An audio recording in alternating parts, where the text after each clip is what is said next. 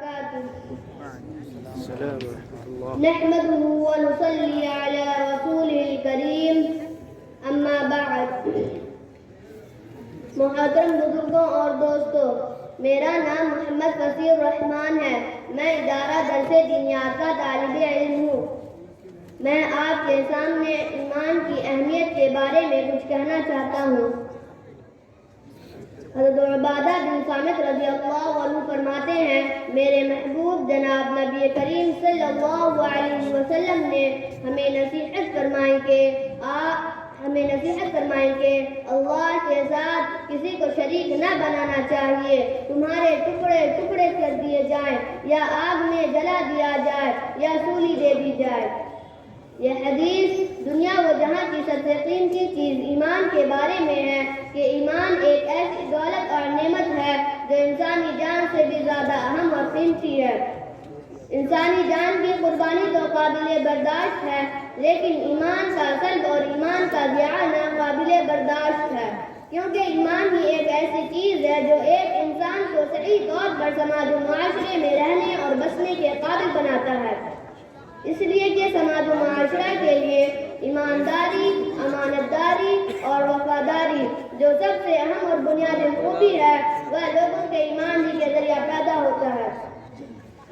حدیث پاک میں مومن سے ایمان کی حفاظت کی بات کہی جا رہی ہے کہ آخری حد اور آخری دم تک اپنے ایمان کی حفاظت کرنا اور اپنے ایمان کو باقی رکھنے کے لیے اپنی پوری طاقت و قوت اور اپنا پورا زور صرف کر دینا اور ہر حال میں اپنے ایمان کو باقی رکھنا.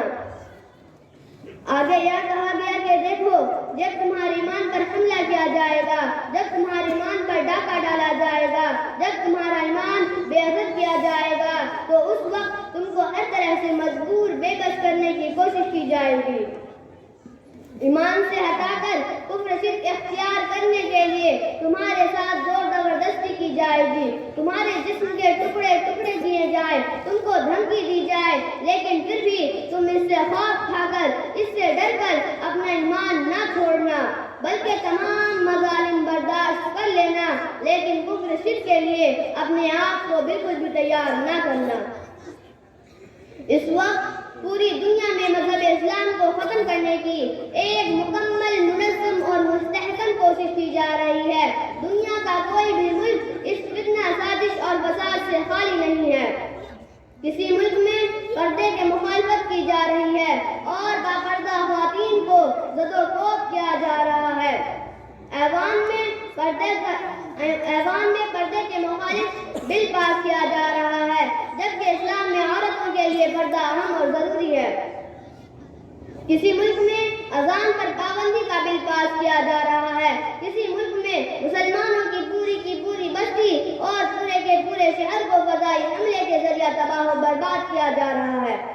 ہمارا یہ ملک ہندوستان، جس کی مٹی میں ہمارے آباء و اجداد کا خون شامل ہے، جس ملک کو آزاد کرانے اور غلامی کے زنجیروں سے نکالنے کے لیے 2 لاکھ سے زائد علماء کرام نے اپنی جان کی قربانی پیش کی. ملک کو بچانے اور محفوظ رکھنے کے لیے سونے اور جواہرات سے زیادہ قیمتی اپنے اکابر، اسلاف اور بزرگان دین کی قربانیوں کو برداشت کیا. اس ملک کو سجانے اور سنوارنے کے لیے اپنی جان، مال، عزت و آبرو کا نذرانہ پیش کیا. ایک وفادار اور سچے شہری کی طرح آئین کے مطابق زندگی گزارنے کے باوجود ہماری حکومت ہی ہماری اسلامی قوانین میں ترمیم کی ناپاک کوشش کر رہی ہے. ہمیں ایسے الفاظ اور ایسے جملے کہنے کے لیے مجبور کیا جا رہا ہے جن جملوں کو زبان پر لانا تو دور کی بات، ذہن میں ان جملے کے سوچنے کے بھی ہمارا ایمان ہمیں بالکل بھی اجازت نہیں دیتا. آپ صلی اللہ علیہ وسلم کی نصیحت مومنوں کو متنبہ کر رہی ہے کہ ہر حال میں اپنے ایمان کی حفاظت کرنا تمہاری ذمہ داری ہے. اللہ تعالی ہم تمام لوگوں کو ایمان پر محنت اور ایمان پر استقامت کی توفیق دے. آمین. وآخر دعوانا الحمد للہ رب العالمین. السلام علیکم ورحمۃ اللہ وبرکاتہ.